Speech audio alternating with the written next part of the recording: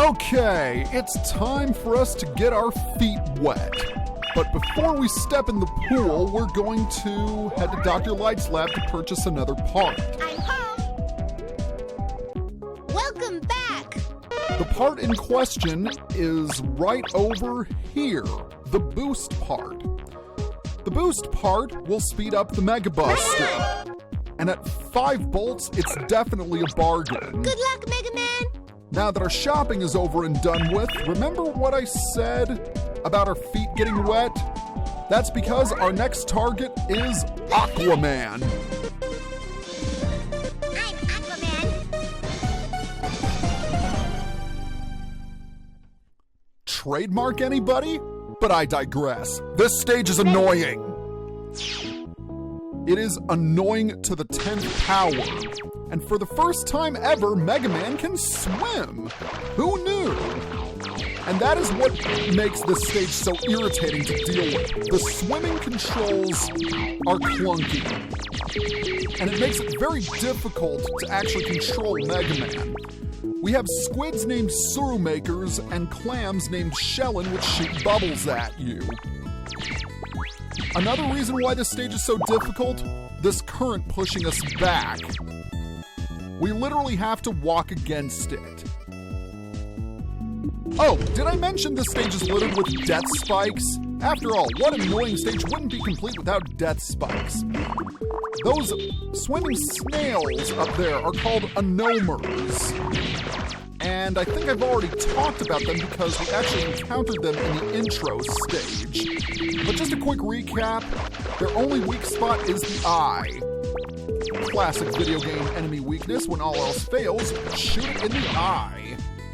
And I am going to take a quick break because my cat wants out.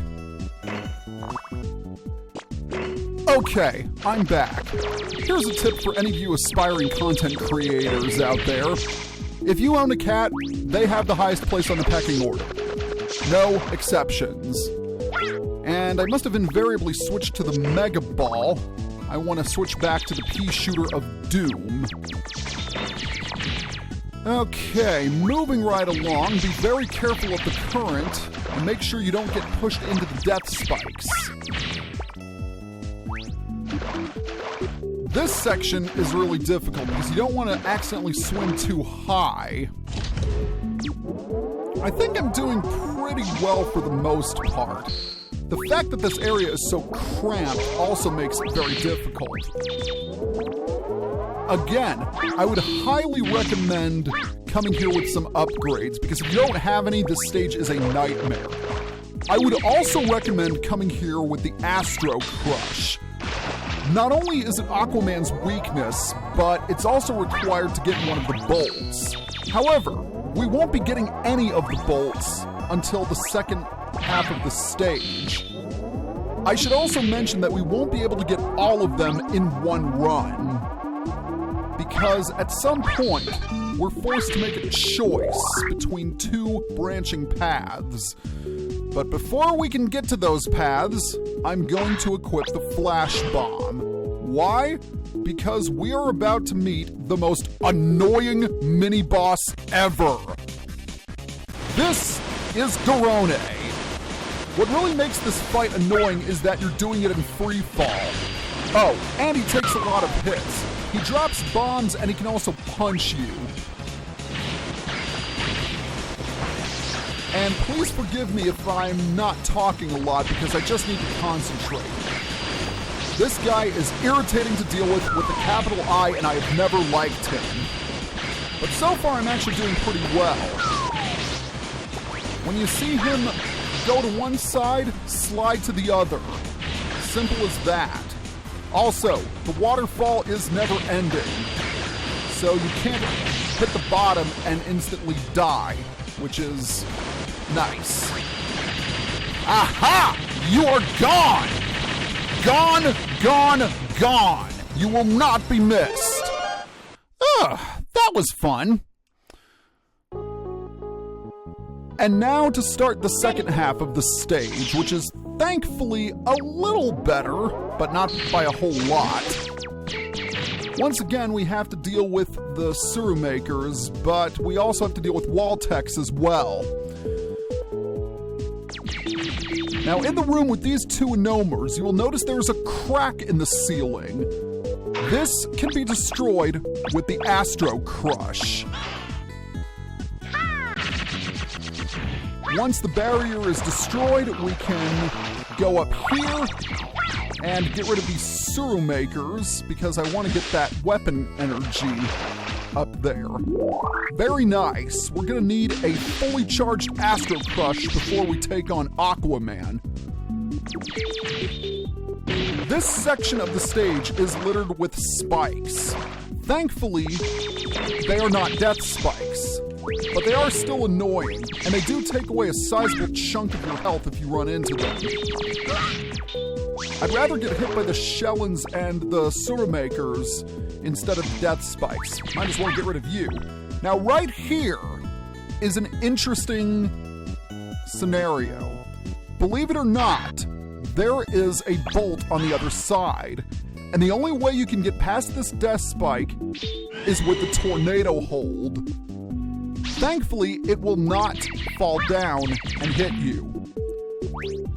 Also going to grab that health while I'm at it. Right up here is the bolt.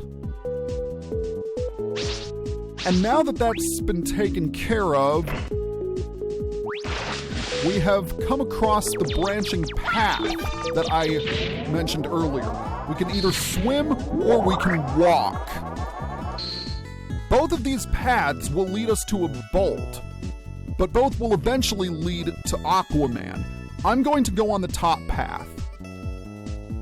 And right here we have kind of an annoying section. More of those exploding platforms. But notice that we have to travel down.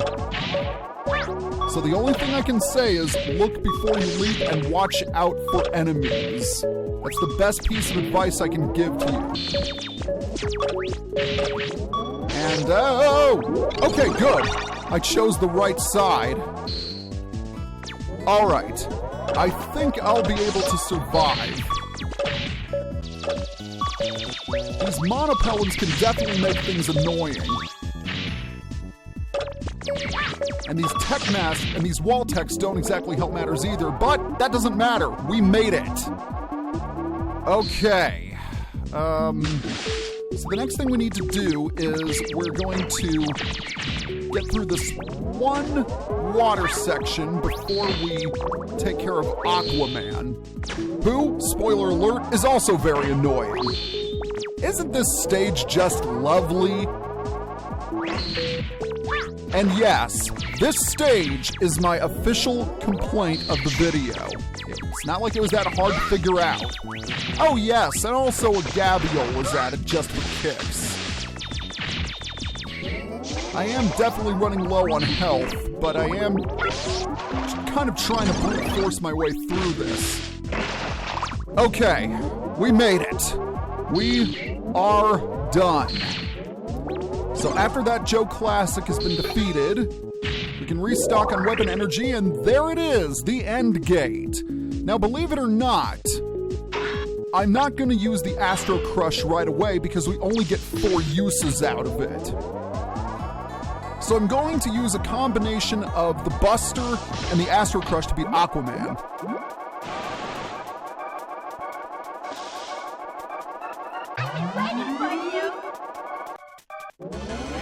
So the first thing he's going to do is he's going to jump to the other side and he'll do one of 3 attacks. Attack number 1, he can send up a column of water. Attack number 2, he can fire bubbles at you. Attack number 3, and easily the most annoying, is his water cannon. What makes the water cannon so irritating is that there's no rhyme or reason for where it appears and how it moves.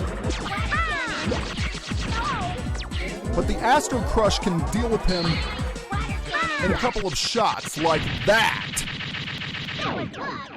No, it wasn't luck, it was skill. Okay, yeah, some of it was luck, who am I kidding? But Aqua Man is at long last defeated. And if you thought I got frustrated by the stage, you ought to check Roa Mithral's video. I mean, he was about to pull his hair out. Understandably so, it's an annoying stage. Water With an balloon. equally annoying weapon, the water balloon. Yep. It's named after a summertime weapon. Well, that is it for this video. We have 2 robot masters left to defeat. Who will we be going after? Well, you'll just have to wait until next time. See ya!